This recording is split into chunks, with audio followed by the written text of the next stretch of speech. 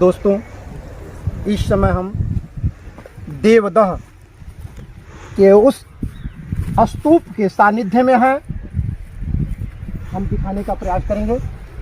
यह संरक्षित भवन क्षेत्र इसका बोर्ड है, इस पर लिखा गया है यदि कोई व्यक्ति इस क्षेत्र को हानि पहुंचाता है या किसी प्रकार का कुठाराघात पहुंचाता है, इसको प्राचीन स्मारकों की ऐतिहासिक स्थानों को की सुरक्षा संबंधी अधिनियम की संख्या धारा 1957 के अधीनस्थ उसे बंदी गृह में डाल दिया जाएगा, जिसको सजा का भी प्राविधान है 3 मास तक, और अर्थदंड भी देना पड़ेगा 5,000 रुपये का। अब हम उस देवदह स्तूप के पास पहुंच रहे हैं, जहां भगवान बुद्ध का ननिहाल बताया जाता है।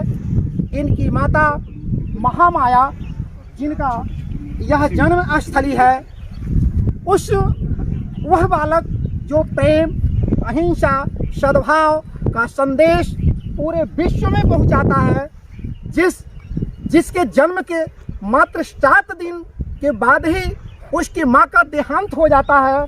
लालन और पालन मौसी के द्वारा होता है, उनकी मौसी के द्वारा गौतमी माया गौतमी के द्वारा होता है उनका लालन पालन, और जो पूरे विश्व में प्रेम, अहिंसा, सद्भावना का संदेश पहुंचाते हैं। कि लगभग 30 वर्ष पहले यहाँ के लोगों को जागरूक कराया गया। तत्कालीन एक एसपी हुआ करते थे, उनके द्वारा यह उजागर हुआ। यहाँ के लोगों को बताया गया, यहाँ कुछ खनन भी हुआ। 1991 में खनन हुआ, पटना की टीम आई थी जिनके द्वारा खनन किया गया। और सबसे महत्वपूर्ण बात तो यह है, सबसे महत्वपूर्ण बात यह है, चीनी यात्री ह्वेनसांग भी आया था यहाँ, और यहाँ का वर्णन किया है, यहाँ के स्तूप का वर्णन किया है। वह अपनी यात्रा वृतांत में बताया है कि यह स्तूप गुप्तकालीन स्तूप है। और हम अपने दर्शकों को बताना चाहेंगे कि यह जो देवदह है, यह तत्कालीन एसपी जो हुआ करते थे, उनके द्वारा इस पर तमाम कार्य किया गया, और कार्य के दौरान उनके तमाम पत्रोच्चार के बाद यह स्तूप आया, लोगों के सानिध्य में आया, लोगों की जागरूकता बढ़ी।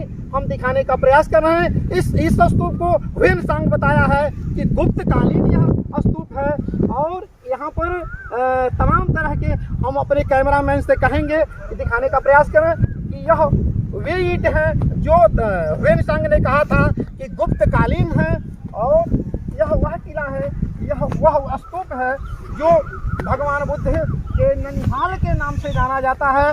और तमाम इस क्षेत्र के लगभग 80 एकड़ भूमि को तो संरक्षित किया गया था, लेकिन कुछ लोगों द्वारा, कुछ किसानों को पट्टा, ऐसा बताया जाता है कि पट्टा कर दिया गया, लेकिन कुछ भूमि है जिस पर उत्खनन कार्य हो रहा है, और कुछ ध्वंसावशेष, कुछ मिट्टी के बर्तन कहिए, मिट्टी के पात्र कहिए, तमाम मिले हैं। और यहाँ पहले खुदाई हुई थी। हम अपने दर्शकों को दिखाने का प्रयास करेंगे। यह वही ईंट है जो चीनी यात्री कहा था, ह्वेनसांग कहा था कि यह गुप्तकालीन ईंटें हैं। इन ईंटों को हम दिखाने का प्रयास कर रहे हैं कि पतले पतले ईंट हैं, बहुत पतले पतले ईंट हैं, और यह वह टीला है जिसको हम दिखा रहे हैं देवदह में।